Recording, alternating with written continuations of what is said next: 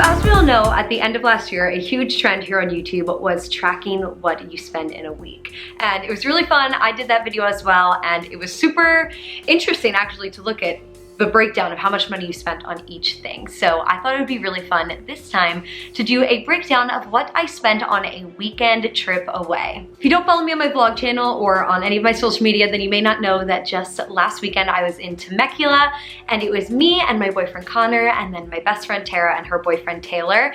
And me and Taylor planned this whole trip as a way to surprise her for her 25th birthday. We're all going to Temecula! No, we're not. Yes, we are.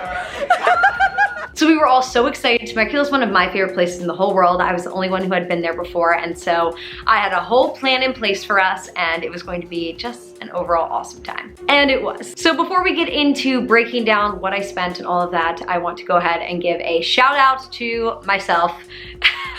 I want to let you know that you can watch my previous what I spend in a week, in a normal week in Los Angeles. I'm going to have that link down below, as well as my Temecula vlogs. You should definitely be following me on my vlog channel if you're not. I feel like everyone here does though, so, but if you're not, I'll have that link down below as well, and you can go check out everything that we did in Temecula and see all of the craziness that ensued. There you go. There you go. Whoa! Doing it like a champ! It got pretty drunk. Okay, let's do it. So of course the first expense for us was actually just booking the Airbnb. So we found this amazing Airbnb that was so cool. It had an amazing backyard. It was really important to me that we had like a hot tub, and then a pool would be cool too, but mostly the hot tub, because I knew that's just really fun at night, and when you're drinking, just to sit in the hot tub and like play drinking games and hang out and listen to music and all of that good stuff. So we found one with this gorgeous backyard. It had a waterfall, it had a slide. The hot tub was sort of like in a little rocky grotto thing. I mean, it was just overall so cool. And the inside of the house was super cute as well, really well done. It only had one actual bedroom. Connor and I opted to sleep on a pull-out couch because it was Tara's birthday after all. And then since this was Tara's gift, Taylor and I split the cost of her portion of the Airbnb. So in total for the Airbnb, I paid $106. Really not that bad. Obviously it was only 2 nights, so it just wasn't that long of a stay, but in general, I feel like that's a pretty sick price. So I do have to fess up a little bit about this, you guys. The reason why our Airbnb was so inexpensive was because I had a lot of Airbnb credit built up. In fact, $297 worth of Airbnb credit. So it would have been $297 more expensive. Split between all of us, that wouldn't have been that bad, but still that definitely would have boosted the amount. But since I had that credit saved on my account, I was able to use that and book the trip. And then the other great part about this trip is that there was no plane travel involved. It was only driving. So Taylor drove us and we all split the gas, which was $10 total per person. So for $116, that was the entire trip, booked, travel, everything, which was a really amazing deal in my opinion. So we went ahead and road trip to Temecula on Friday night, and our first stop was the grocery store. Since we were staying in an Airbnb, we knew we wanted to grab some stuff. Honestly, the majority of what we bought was alcohol. Are we actually getting 4 bottles of champagne? I mean, sure, right? Whatever. Maybe 3. Yeah. 3. Maybe this is maybe more reasonable. Come back. We ended up getting like 2 boxes of White Claws, a box of Corona beers, a giant handle of tequila, 3 bottles of champagne for mimosas. I mean, it was mostly alcohol. And then on top of that, we also got some stuff to make guacamole, some chips, some snacks, some candy, stuff like that that we knew that we would want to snack on after we had all of that alcohol.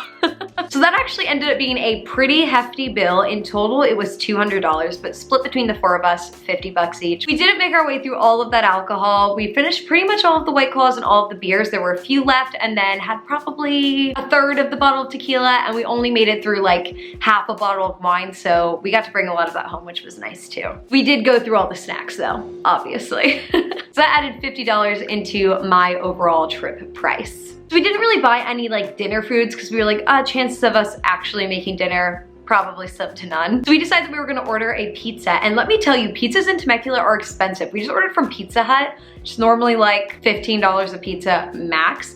2 pizzas, 2 large pizzas cost us $70. I mean, I was sort of blown away. But again, like split between the 4 of us, it wasn't as bad. It was only $17 each. And actually those 2 pizzas ended up lasting us both nights. We only did 1 pizza per night. So in total, $17 each for like both dinners, not that bad. But I was sort of shook, like how could that be? Let me tell you though, this pizza was so good. We got stuffed crust, we got all the veggies on there. I mean, it was a dream, and now I'm really craving pizza again. That sounds so good. The rest of that night, we just hung out, we ate our pizza, we drank, we played drinking games, we hung out in the hot tub. It was just a really fun time overall. Cut to day number 2. Day 2 we knew would be a little bit more of an expensive day because we were actually going into the wineries, and wineries are not an inexpensive place. We went to my absolute favorite winery ever. It's called Ponte. It is seriously the most beautiful place that I have ever seen. I mean, it's unreal. And I had gotten lunch there before, and so I knew that we had to get lunch there, so I had made us a reservation a few weeks before. So we went and we decided to get a pitcher of sangria. This is their like homemade sangria with their own like homemade wine. Oh my God, this sangria was like some of the best sangria I've ever had in my life.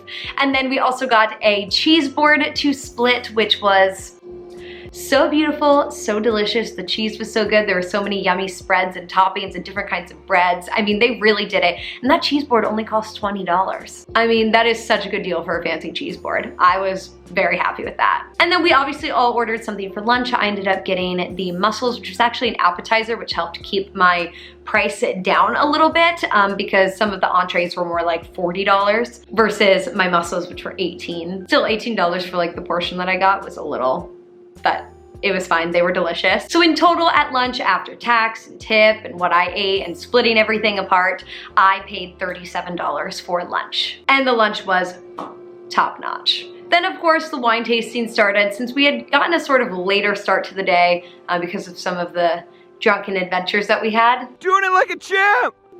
We actually only had time to do wine tasting at one winery, which ended up being totally fine. So we obviously just stuck with Ponte. All the wineries close between 5 and 5:30, so you sort of have to start early in the day if you want to go to multiple wineries. But honestly, at Ponte, these pours that they gave were literally full glasses of wine. So it was $28 per person for a 6-glass tasting. And typically if you've been wine tasting before, tastings are like, you know, it's a taste of wine. That's the whole thing. No. Not here. At this winery, I swear, they were pouring full glasses of wine, like bigger glasses than when you go to a fancy restaurant and order a glass of wine. They sort of like skimp out. This was like even more than that. This one's real big. Is this the what? Yes. So honestly, it ended up working out fine because we basically drank 6 full glasses of wine in like an hour and a half, which was plenty. I was definitely feeling it after that. So actually for the tastings, I ended up paying for mine and Connor's, which brought my total to $56 for the tastings. After that, we headed back home, and like I said, we ended up eating our second pizza that night for dinner. We already had booze there. We still had tons left over from the night before, so honestly, we were in pretty good shape. We didn't end up spending any more money that day, which is always really nice. And then the next day, we unfortunately had to pack up and head home, which was really sad.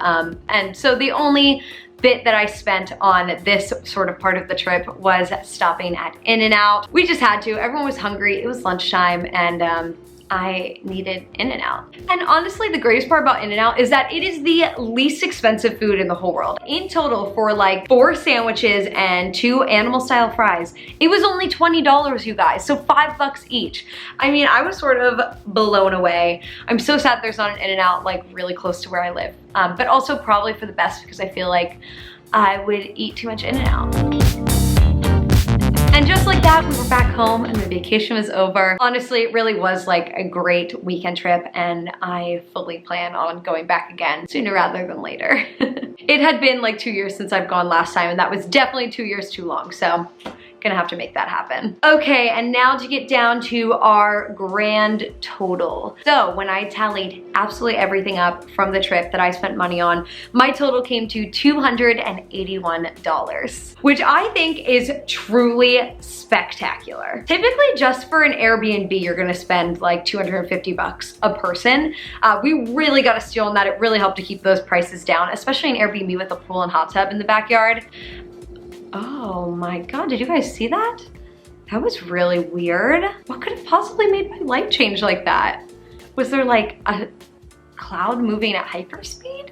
Okay, I'm not gonna lie, I'm a little freaked out. I feel like, I don't know, that was like something weird that shouldn't have happened. Anyway. I I feel like the Airbnb was really the key to this trip not being overly expensive. I will try to leave links to as much of this stuff down below, like to Ponte and to our Airbnb if I can figure out how to do that. And also my Airbnb code that you can use to get some money off your Airbnb, so that's pretty sweet. And there you have it. That is how much money I spent on a weekend trip to Temecula. Oh, what an amazing time we had. I love it.